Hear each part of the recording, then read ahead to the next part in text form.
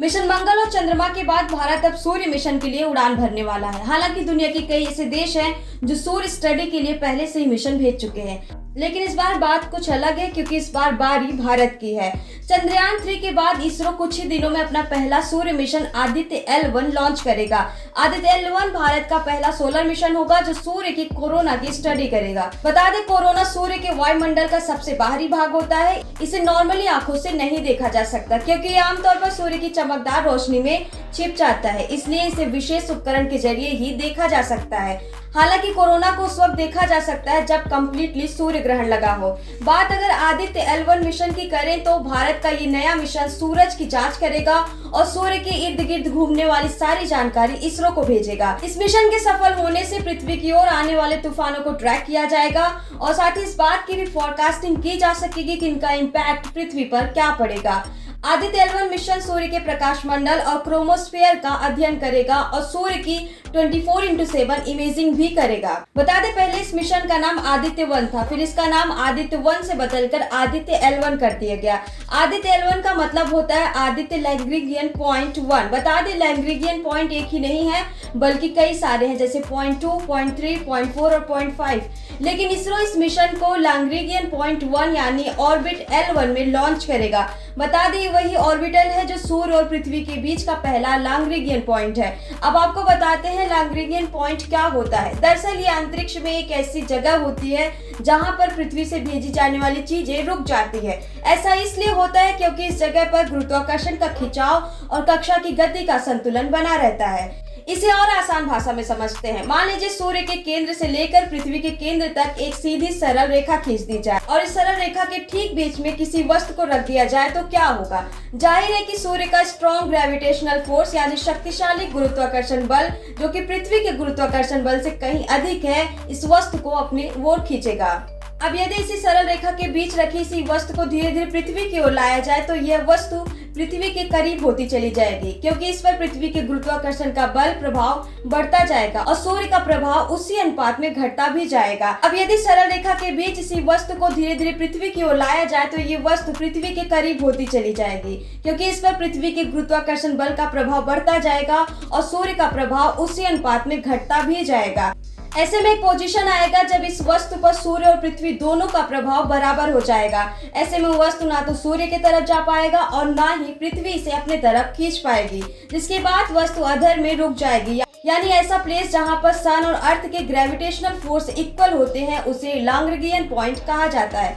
बता दें, Lagrangian point अंतरिक्ष का वह पार्किंग स्पेस है जहां पर कई उपग्रह तैनात किए गए हैं। ये धरती से करीब 15 लाख किलोमीटर की दूरी पर स्थित है और अब भारत का सूर्ययान इसी जगह से सूरज का अध्ययन करेगा। ये बात हो गई लैग्रेंजियन पॉइंट की।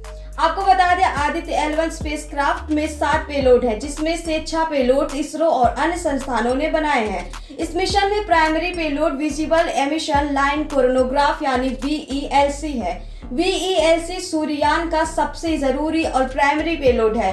VELC को बनाने में लगभग 15 साल लग गए क्योंकि बेहद ही कॉम्प्लेक्स पेलोड था। हालांकि अब ये पेलोड बनकर तैयार हो गया है और बहुत ही जल्द इसे इसरो लॉन्च भी करेगा। गौरतलब है कि भारत का पहला सूर्ययान है, लेकिन अगर बात करें दूसरे देशों की तो अब तक सूर्य पर अमेरिका, जर्मनी और यूरोपियन स्पेस एजेंसी ने कुल मिलाकर 22 मिशन भेजे हैं। इसमें से एक ही मिशन फेल हुआ है।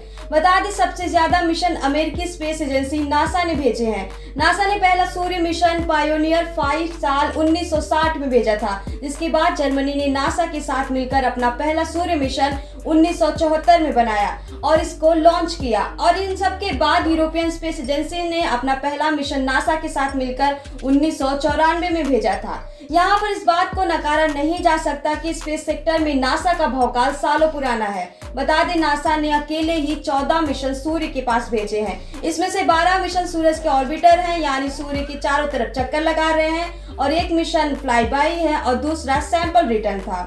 नासा के साथ मिलकर यूरोपियन स्पेस एजेंसी ESA ने 4 मिशन भेजे हैं, जिसमें उलिसस और सोहो जैसे मिशन शामिल है। इसमें उलिसस के 3 मिशन है, जबकि यूरोपियन स्पेस एजेंसी ने अकेले सिर्फ 1 मिशन भेजे हैं।